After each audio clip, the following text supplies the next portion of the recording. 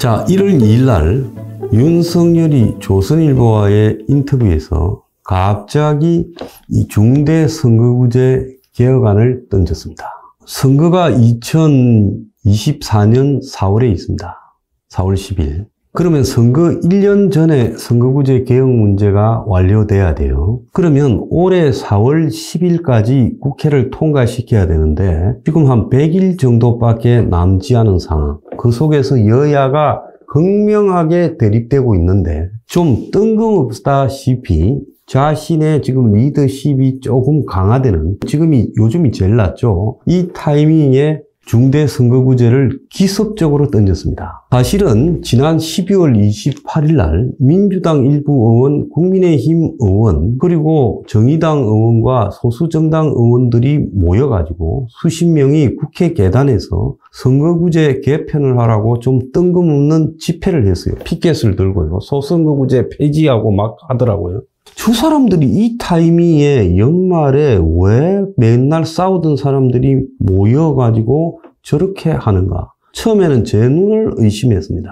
민주당 의원끼리 하는 것도 아니고 국민의힘 의원끼리 하는 것도 아니고 야권 의원들만 하는 것도 아니고 여야가 뒤섞여가지고 서선거구제 폐지 국회 앞에서 계단 집회를 해요. 어떻게 보면 개헌을 추진할 때 여야 개헌에 동의하는 사람들이 했던 데자뷰를 보는 것처럼 보였어요.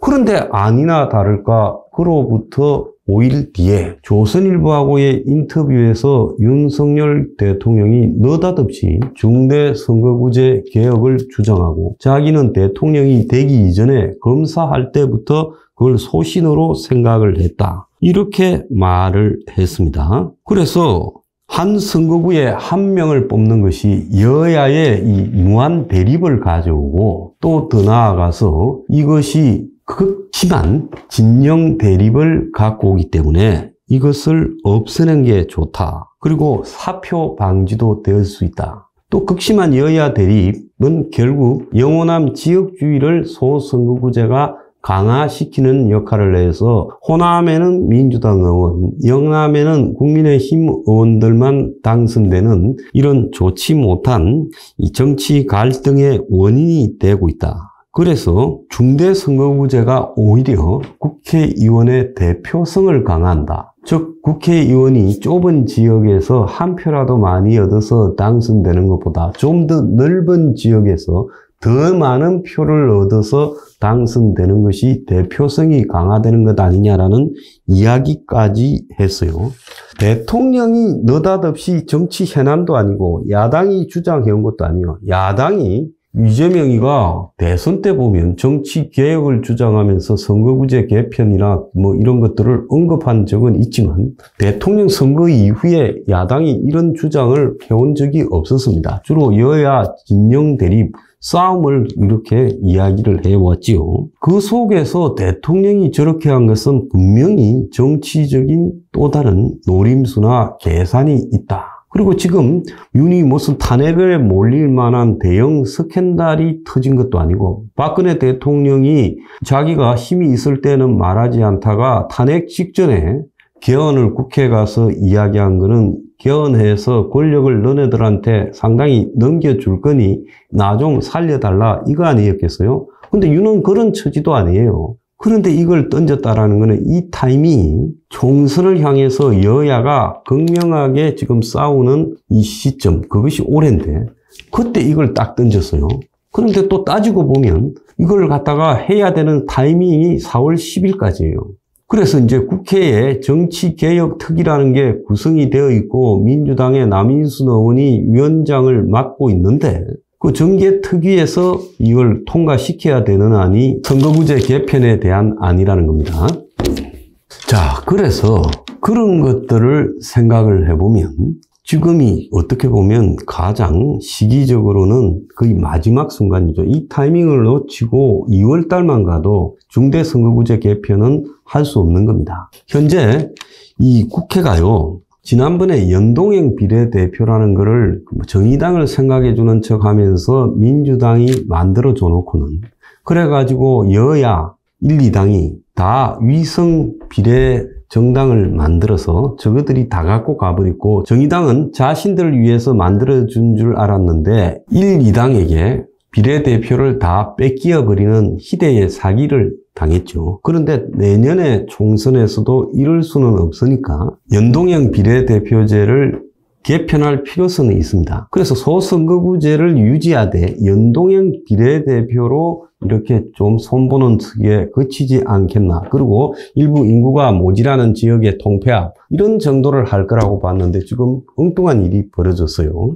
자, 그런데 이제 더 놀라운 거는 윤석열이 말을 하자마자 평소 개헌을 주장하고 자기 임기 내에 개헌을 앞장서겠다고 한 김진표 국회의장이 그날 동시다발로 국회에서 선거제 개혁을 공식적으로 선언을 했어요. 그래서 소선거구제 대안으로 중선거구제가 제한돼 있고 어차피 욕을 먹은 연동형 비례대표제를 바꿔야 되니까 이것까지 포함해서 이참에 중대선거구제로 선거법을 새로 마련하겠다. 그래서 3월 중순까지 늦어도 선거구제를 확대해서 국회에서 처리를 하겠다. 그래서 선거구 확정 시한이 올해 4월 10일까지인데 국회 정개특위에서 2월 중순까지 2개 이상의 선거법 개정안을 만들어서 A안, B안. 그래서 국회의원 전원이 참석하는 전원위원회에 그걸 넘겨가지고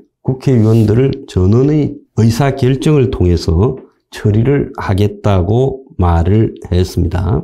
자, 한 언론은 갑자기 국회 정개특위가 2월부터 선거법 개정을 위한 공청회를 전국 순회로 개최할 예정이라고 했고 국회 정개특위위원장인 민주당의 남인수는 아직 교섭단체 간의 논의는 확정되지 않았지만은 이야기를 하고 있다라고 하며 거기에 동의하는 듯한 입장을 이렇게 내놨어요. 그런데 지금 민주당의 일부 원외인사나 중진, 원외인사도 중진 원외인사, 당내 또 중진 현역 의원들도 찬성하는 이야기를 하고 있고 국민의힘 쪽에서도 원외인사나 중진들이 찬성하는 이야기를 하고 있고 또 이 문제와 관련해서 주호영 국민의힘 원내대표는 의총을 통해서 의견을 수렴하겠다라고 우호적으로 나왔고요. 정의당은 자기들이 줄곧 주장해왔던 문제니까 구체적인 내용만 한번 살펴보겠다라고 말을 하며 찬성하는 듯이 이야기를 했습니다. 자, 유승민 같은 경우에는 사사건건 윤석열이 말한 부분에 반대하면서도 페이스북에 대통령과 국회의장의 제안에 환영을 한다.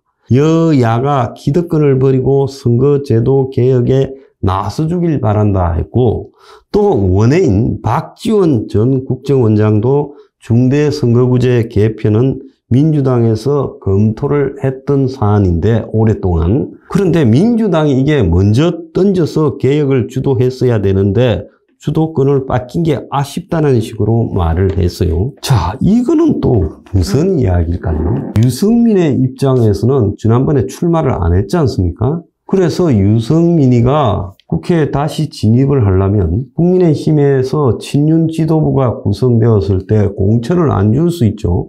그럼 유승민은 무소속이나 또 다른 이 제3당을 만들어가지고 나설 수도 있는 거고요. 박지원도 마찬가지예요. 이번에 당에 복당이 가까스로 허용이 됐지만은 이재명이나 친명 인사들이 자기를 불편하게 생각하고 이재명이 사법 리스크가 어떻게 될지 모르지만 어쨌든 내년 총선의 공천까지는 이재명이 행사할 가능성이 높아요. 그 속에서 만약에 자기를 갖다가 배제한다면 박지원은 또 무소속이나 제4당을 만들어서 또 출마를 할 수 있겠죠. 자, 이런 것들이 깔려있기 때문에 이들이 찬성을 하는 겁니다.